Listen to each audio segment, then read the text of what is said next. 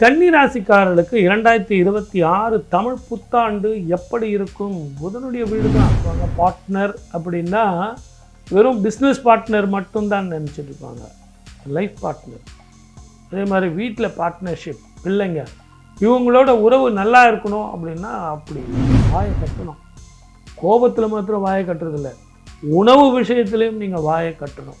அப்படி கட்டினீங்க அப்படின்னா முதல்ல ஆரோக்கியத்தினால ரொம்ப நேரம் உழைக்க முடியும், அதனால் நிறைய பணம் சம்பாதிக்க முடியும், அதே நேரத்தில் கடன்களை கொஞ்சம் குறைக்க முடியும். காலையில் எழுந்து படிங்க. ப்ரீவியஸ் டே நீங்கள் கண் விழிச்சு படிக்காதீங்க. ஏன்னா நைட்டில் கண் முழிச்சிங்க அப்படின்னாலே அசிடிட்டி வந்துடும். அதனால் உங்களுக்கு மறுநாள் எக்ஸாமில் ஒரு மாதிரி தூக்க நிலை வந்துடும். அதே நேரத்தில் காலையில் நீங்கள் படிச்சிங்கன்னா ஒன்றும் ஆகாது. பசுமரத்தில் அடித்த ஆணி மாதிரி உங்களுக்கு நிலையாக போய் அண்ணன் தம்பிங்க உறவு எப்படி சார் இருக்குன்னா இருக்கும், பெருசாக நினச்சிக்காதீங்க. அதே நேரத்தில் மனைவியினுடைய குடும்பத்தாருடைய உறவை தூக்கி போட்டுட்டு இந்த உறவு வேணும்னு நினைக்காதீங்க. எல்லா உறவும் நமக்கு வேணும் அப்படின்னு முடிவு பண்ணுங்க. புதிய தொழில் எதுவும் இப்போதைக்கு ஆரம்பிக்காதீங்க. இருக்கிற தொழில் சில நேரங்களில் சில பிரிவுகள் கூட உங்களுக்கு மனோதைரியத்தை கொடுக்கும். உங்களுடைய பிரிவு உங்கள் வீட்டில் உங்களுடைய பலத்தை காட்டும். நீங்கள் யார் அப்படிங்கிறது தெரியும்.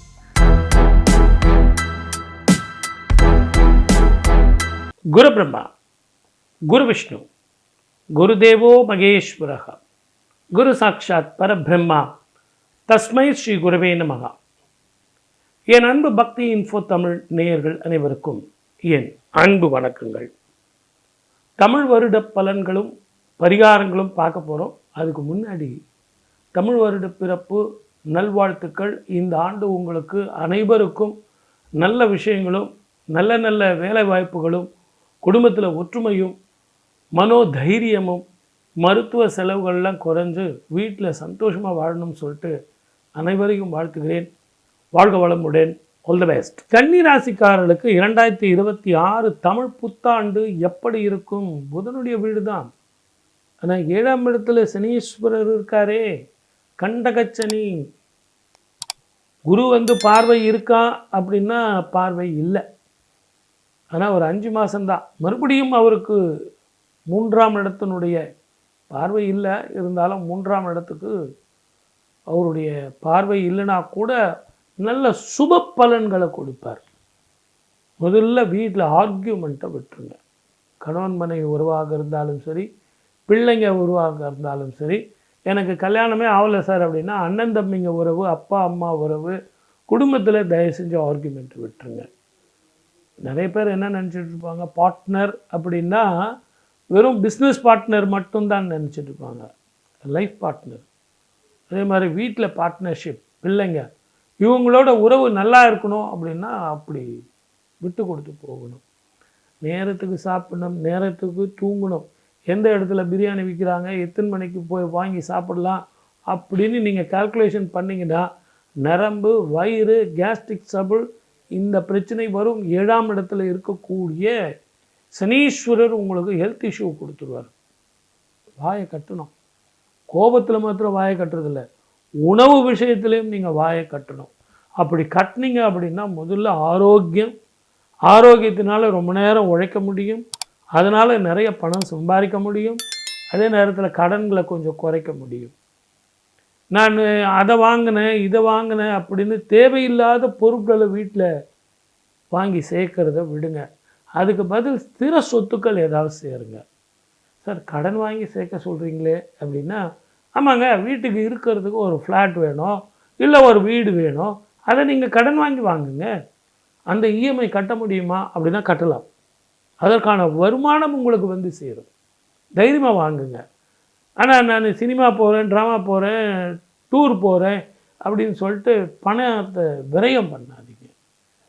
உடம்பு ரொம்ப ரொம்ப படுத்தும் சார். கரெக்டாக கவனமாக இருங்க. நைட்டில் ரொம்ப நேரம் பொறுத்து கண் வீழ்ச்சிக்கிட்டு நான் படிக்கிறேன் அப்படின்னு படிக்கிற பிள்ளைங்க சொல்லாதீங்க. காலையில் எழுந்து படிங்க. ப்ரீவியஸ் டே நீங்கள் கண் வீழ்ச்சி படிக்காதீங்க. ஏன்னா நைட்டில் கண் முழிச்சிங்க அப்படின்னாலே அசிடிட்டி வந்துடும். அதனால் உங்களுக்கு மறுநாள் எக்ஸாமில் ஒரு மாதிரி தூக்க நிலை வந்துடும். அதே நேரத்தில் காலையில் நீங்கள் படிச்சிங்கன்னா ஒன்றும் ஆகாது. பசுமரத்தில் அடித்த ஆணி மாதிரி உங்களுக்கு நிலையாக போய் பதியும். அண்ணன் தம்பிங்க உறவு எப்படி சார் இருக்குன்னா இருக்கும், பெருசாக நினச்சிக்காதீங்க. அதே நேரத்தில் மனைவியினுடைய குடும்பத்தாருடைய உறவை தூக்கி போட்டுட்டு இந்த உறவு வேணும்னு நினைக்காதீங்க. எல்லா உறவும் நமக்கு வேணும் அப்படின்னு முடிவு பண்ணுங்கள். புதிய தொழில் எதுவும் இப்போதைக்கு ஆரம்பிக்காதீங்க. இருக்கிற தொழில் போதும். வெளிநாடோ வெளி மாநிலமோ வெளி ஊர்லேயோ உங்களுக்கு ஒரு ஜாப் ஆப்பர்ச்சுனிட்டி வருது அப்படின்னா உடனே கிளம்புங்க. அந்த மாதிரி நீங்கள் போனீங்கன்னா முதல்ல வருமானம் கூடுறது மட்டுமல்ல, சில நேரங்களில் சில பிரிவுகள் கூட உங்களுக்கு மனோதைரியத்தை கொடுக்கும். உங்களுடைய பிரிவு உங்கள் வீட்டில் உங்களுடைய பலத்தை காட்டும். நீங்கள் யார் அப்படிங்கிறது தெரியும். திருவெண்காடு அப்படிங்கிற ஊரில் புத பகவானுக்கு நீங்கள் பால் அபிஷேகம் பண்ணிட்டு வந்தீங்க அப்படின்னாலே முதல்ல வீட்டில் லக்ஷ்மி கடாட்சம். ஒரு சில வீட்டில் நீங்கள் புதுசாக கொடுத்தனும் போயிருந்தீங்கன்னா கூட சரி, வாஸ்து சரியாக இருக்கா அப்படிங்கிறத பார்த்துங்க. உங்களுக்கு 7ஆம் வீட்டில் சனியும் செவ்வாயும் சேர்க்கை இருக்கிறதுனால இரவு பயணத்தை மட்டுமல்ல பகல் பயணத்தையும் தவிர்ப்பது நல்லது. அதே மாதிரி எலக்ட்ரிசிட்டியில் ஏதாவது ஃபீஸ் போயிடுச்சு, நான் பண்ணுறேன்னு சொல்லிட்டு நீங்கள் எதுவும் பண்ணாதீங்க. அதுக்கு உண்டான எலக்ட்ரீஷியன் உண்டான எக்யூப்மெண்ட்டை வச்சு அதை ரிப்பேர் பண்ணுங்கள். நீங்களே ரிப்பேர் பண்ணாதீங்க. சனி செவ்வாய் அந்த சேர்க்கை காலத்திலையும் பார்வை ஏற்படும் காலத்திலையும் விபத்துக்கள் ஏற்படுவதற்கான வாய்ப்புகள் அதிகம். அதே நேரத்தில் கவனமாக இருந்தீங்கன்னா மழை போல் வர்ற பிரச்சனைகள் பனி போல் மாறும். மொத்தத்தில் நான் சொல்கிற அந்த பரிகாரத்தை செஞ்சுட்டு வாங்க, சந்தோஷமாக வாழலாம். வாழ்க வளமுடன். All the best. பொது பலன் இந்த வருஷம் எப்படி சார் இருக்கும்? பராபவ வருடம். முதல்ல பராபவ வருடம்னா என்ன அப்படிங்கிறத பார்க்கணும். எதிரிகளை வீழ்த்தும் காலம், எதிரிகள் தொல்லை போகும் காலம். அதனால தான் எங்கே பார்த்தாலும் போர் பதட்டம். இந்த வருஷம் பார்த்திங்கன்னா குரு ராஜாவாக இருக்கார், செவ்வாய் மந்திரியாக இருக்கார். மொத்தம் தமிழ் பாடல் 60 பாடல் இடைக்காடு சித்தர் அப்படிங்கிறவர் பாடி வச்சுருக்கார். அவர் பாடிய அந்த பாடல்களை வச்சு தான் நாங்கள் ஒவ்வொரு வருஷமும் எப்படி இந்த வருஷம் இருக்கும், மழை பெய்யுமா, வெயில் எப்படி இருக்குமோ அப்படின்லாம் நாங்கள் சொல்லுவோம். இந்த வருஷம் சனியும் செவ்வாயும் சேரும் காலம். இந்த சனி செவ்வாய் சேரும்போது நான் 2019 நான் நிறைய சொல்லியிருக்கேன். இந்த ஆண்டு எப்படி இருக்கும் அப்படின்னு பார்க்கும்போது பயணத்தில் கவனமாக இருக்கணும்.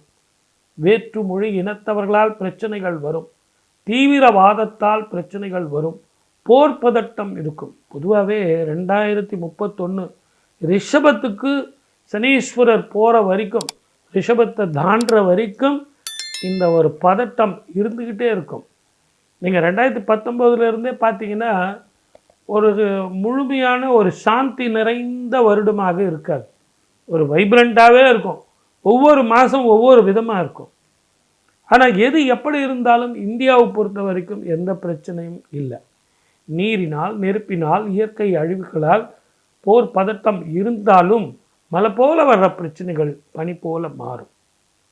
அதே மாதிரி இந்த சனி செவ்வாய் காலத்தில் ஒரு சாதாரண மனிதர்கள் நம்மலாம் பயணத்தில் மிக கவனமாக இருக்கணும். எலக்ட்ரிசிட்டி, ஃபயரு, எலக்ட்ரிசிட்டியில் நான் போய் வேலை செய்கிறேன், ஃபியூஸ் போயிடுச்சு அப்படிங்கிறதெல்லாம் ரிஸ்க் எடுக்காமல் கொஞ்சம் நீங்கள் அதுக்கு உண்டான ஆட்களை கூப்பிட்டு அவங்க தெரிஞ்சவங்களை செய்ய சொன்னால் அவங்க கரெக்டாக பாதுகாப்பாக செய்வாங்க.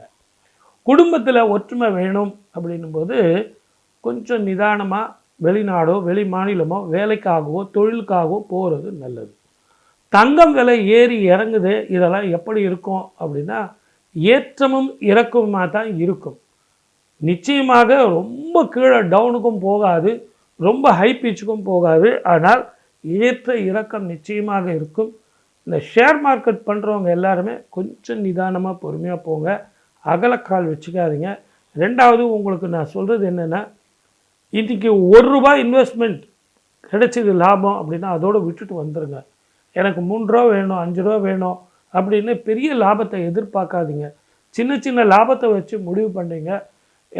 இது ஒரு வருஷத்துக்கு இந்த ஷேர் மார்க்கெட் ஒரு ஸ்டாண்டர்ட் இல்லாமல் தான் இருக்கும். அதை விட்டுட்டு நான் ஒதுங்கிடுறேன்னு சொன்னீங்கன்னா ஒதுங்கிட்டிங்கன்னா உங்களுக்கு டோட்டலாகவே நஷ்டம்தான்.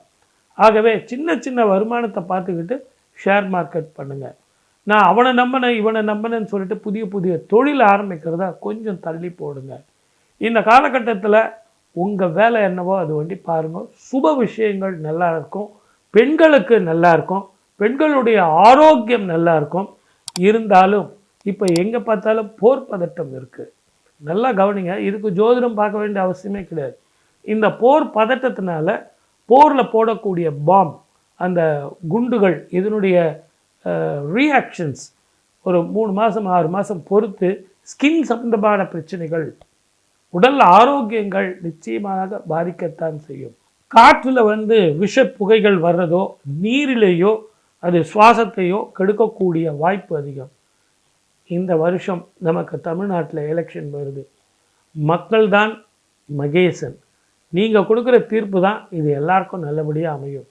ஆகவே இந்த ஆண்டு குரு ஆட்சி செய்வதும், குரு அரசனாக வருவதும், மக்களெல்லாம் குருவாக இருந்து தீர்ப்பு உங்கள் கையில்தான் அப்படின்னு சொல்லி 23ஆம் தேதி அப்பொழுது குரு சந்திர யோகத்திலையும் புதனுடைய அம்சத்திலையும் ஓட்டுப்பதிவு நடப்பதும், அக்னி நட்சத்திரம் தொடக்கத்தில் இந்த தேர்தல் முடிவு வருவதும், நிறைய விஷயங்கள் இன்னும் வரும் காலங்களில் நான் உங்ககிட்ட பேசுகிறேன். எது எப்படி இருந்தாலும் ஓட்டு போடுறது நீங்கள் தானே.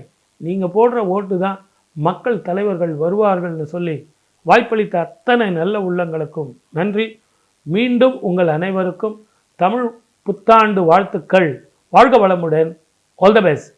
சர்வே ஜனா சுகினோ பவந்து.